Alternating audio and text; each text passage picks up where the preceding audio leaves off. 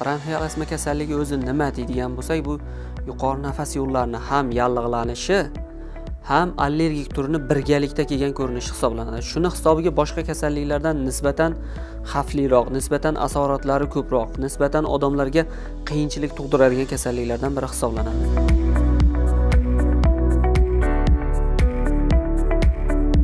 Bronxial asma kasalligi kelib chiqish negiziga qaraydigan bo'lsak, nafas yo'llarini ham allergik turi, ham yallig'lanishga bog'liq turi deyapmiz. Yallig'lanishni ham ikkala turini o'z ichiga oladi, ya'ni infeksiyaga bog'liq va neoinfeksion deyiladi, ya'ni infeksiyaga bog'liq bo'lmagan turlari.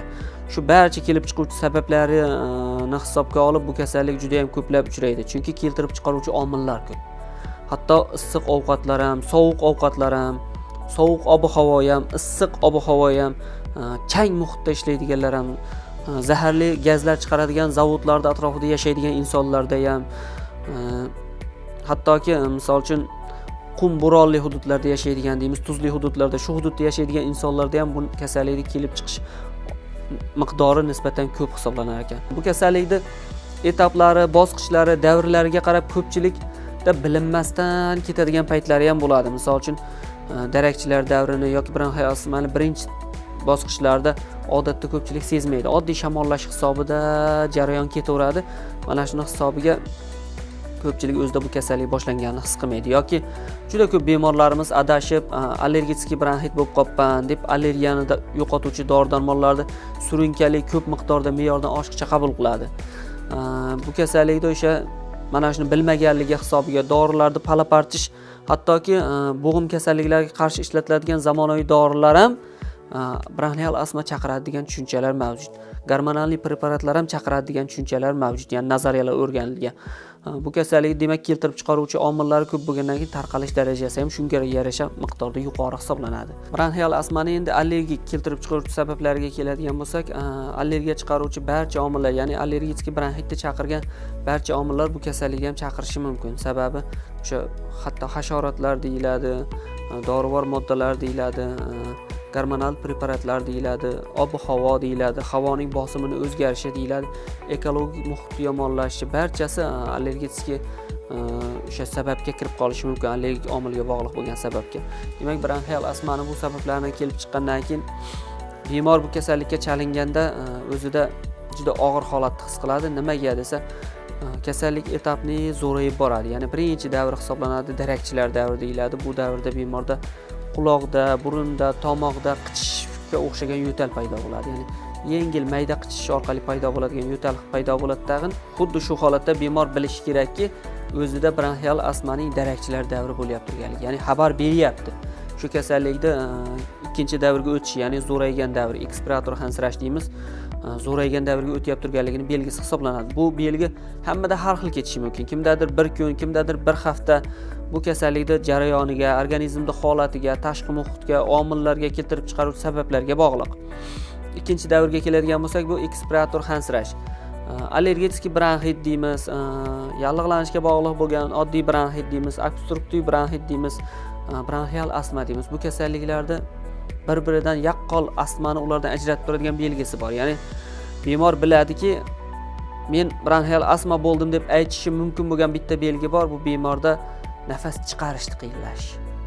Ya'ni bemor nafas chiqarishga qiynaladi.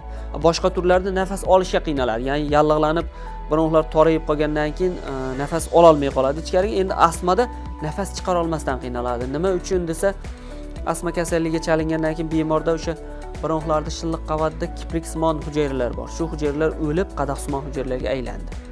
Endi qadoqsimon hujayralarga aylansa nima bo'pti desak, bu qadoqsimon hujayralar balg'am ajratuvchi hujayralar hisoblanadi.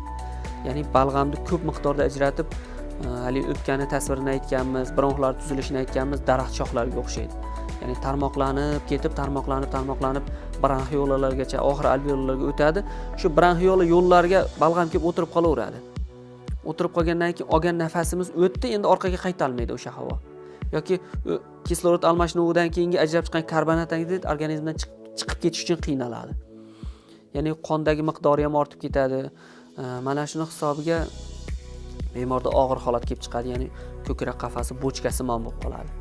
Bochkasimon ko'krak deydi. Keyin oraliq masofadan eshitganingizda hushtaksimo xirillashlar, ya'ni nafas chiqarishga urinish orqali o'sha nafas yo'lida hushtakka o'xshab ovoz paydo bo'ladi. Bu bronxial astmaning yaqqol belgilaridan hisoblanadi. Kelib chiqishi ham uzoq yillar davomida bo'lganligi, davolash ham xuddi shunga o'xshab uzoq vaqt talab qiladi. Sababi rivojlanish negizi qanchalik sekin bo'lgandan keyin uni chiqib ketishi ham shunchalik sekinlashadi. Ko'pchilik hozir juda modaga kirgan, urfga kirgan SMS deyiladi. 3 xil, 4 xil dorivor moddalar, misol uchun antibiotiklar qo'shiladi, gormonlar qo'shilgan SMS'larni olishga o'rganib qoldi odamlar. Shuni bitta tanasiga qabul qiladi, o'zida yengillik his qilib, xuddi kasallikdan sog'ayayotganga o'xshab tuyuladi o'zlari uchun. Lekin bu asosan ekstremniy holat, ya'ni yordam beruvchi hisoblanadi. Qisqa muddatga shunchaki bronxlarni kengaytirish ta'sir qiladi xolos.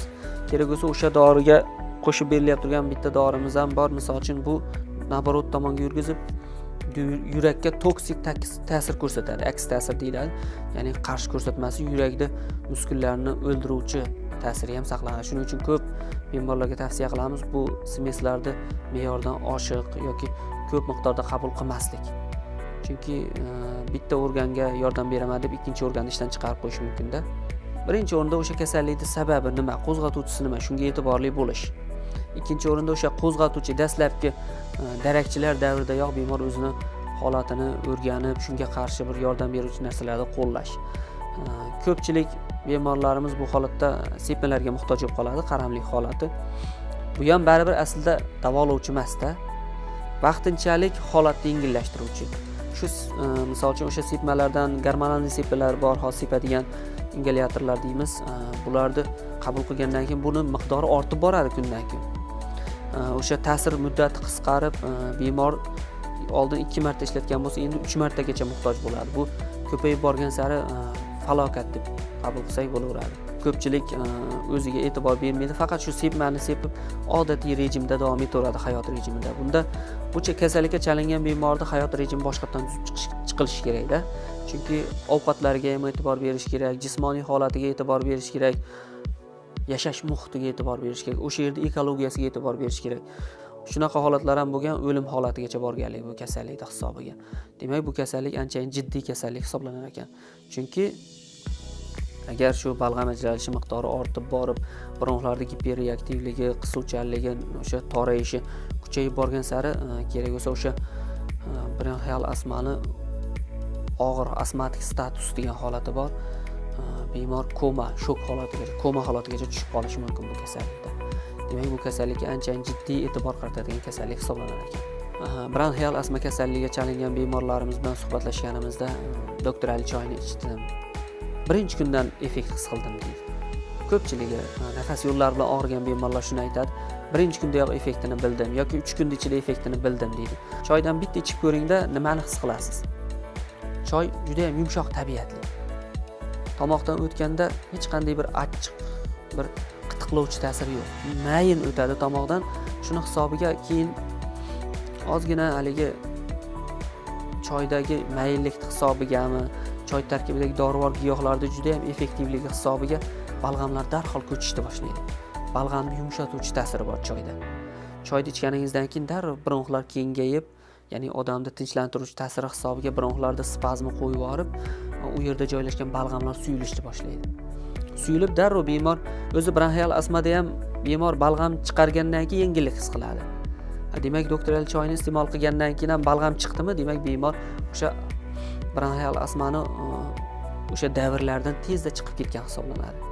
Endi davolovchi ta'sirlarni ham olamiz. Misol uchun choyni surunkali uzoq muddat davomida ichib yurganimizda bronxial astmaga sabab bo'layotgan turgan omillarni yo'qotadi. Stress olib tashlaydi mana. Eng kuchli qo'zg'atuvchilardan biri stress hisoblanadi astmada. Qancha odam asabiylashsa, shuncha ko'p nafas siqish holati kuzatiladi. Demak, choy tinchlantirgandan keyin, sizda asabiylik bo'lmagandan keyin, demak, astmatik status yoki bronxial astmani o'sha qisuvchi davrlari sizda kuzatilmaydi.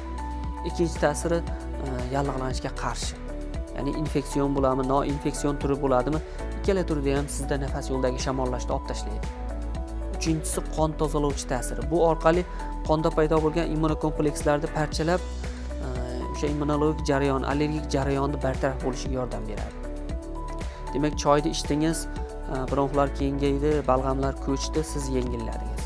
Bu juda ham yaxshi narsa hisoblanadi. Chunki choyni ichib turib o'sha sepadiganga muhtoj bo'lmadingizmi, siz sog'likka qarab yurdingiz yoki umringizni qanchadir muddatga uzaytirdingiz. Mana shularni hisobga olib doktor Ali choyini tavsiya etamizki, har qanday nafas yo'llari kasalliklarida ham, bu faqat astmada demaymiz, barcha turlarda ham choyni iching, nafasingiz yengillaydi, kengayadi, nafas olishingiz osonlashadi, asablaringiz tinchlanadi. Hammaga aytamiz, doktor Ali choyi qaymoqli choy. Nima uchun qaymoqli? Qaymoq yo'q uni tarkibida. Faqat shu yumshoq ketganligini hisobiga, tomoqdan mayin o'tib, tomoqni mayin kengaytirganligi hisobiga doktor Ali choyini tavsiya etamiz. Bu choy tarkibida 25 xil giyoh mavjud bo'lsa, shuni bir 10 xili nafas yo'llari uchun foydali bo'lgan giyohlar hisoblanadi. Misol uchun gulhayr. Qadim zamonlardan beri nafas yo'llari uchun damlama sifatida ishlatiladi, gul toji barglari. Qora andis nafas yo'llarining yallig'lanishiga qarshi. Lavanda tinchlantiruvchi, yallig'lanishga qarshi. Bunaqa o'simliklardan misol uchun mingbarg, juda ko'pchiligini misol keltirishimiz mumkin. Hatto aytyapmiz, mana 10 ta turdagisi nafas yo'llari yallig'lanishiga qarshi. To'g'ri, boshqa ta'sirlari ham orqali yordam beryapti, lekin aynan 10 ta turi nafas yo'liga qaratilgandan keyin sizga 10 ta yordamchi bor-da. Shu kasalligingizdan chiqib ketish uchun 10 ta shifobaxsh narsa berilyapti. Birinchi o'rinda zararsiz. Mana semestr oldik, zarar deyapmiz, xuddi bunda qarshi ko'rsatma yo'q. Bemalol oddiy choydaqa damlab ichsangiz bo'ladi. Sizda hech qanaqa bezovtalik chaqirmaydi, hech qanaqa yomon holat chaqirmaydi, o'zgarish chaqirmaydi, qarshi ko'rsatmalar mavjud emas. Shunday choydaqa damlab ichasiz, sizda astmatik holat yo'q. Hamma uchun tavsiya etamiz. Bu kasallikka chalingan barcha bemorlarga tavsiya beramiz. Choydan foydalaning. Ichib ko'ring, mazza qilasiz, rohatlanasiz, nafasingiz yengillaydi, asablaringiz tinchlanadi, siydik yo'llari, barcha tizimlar me'yorda ishlashni boshlaydi.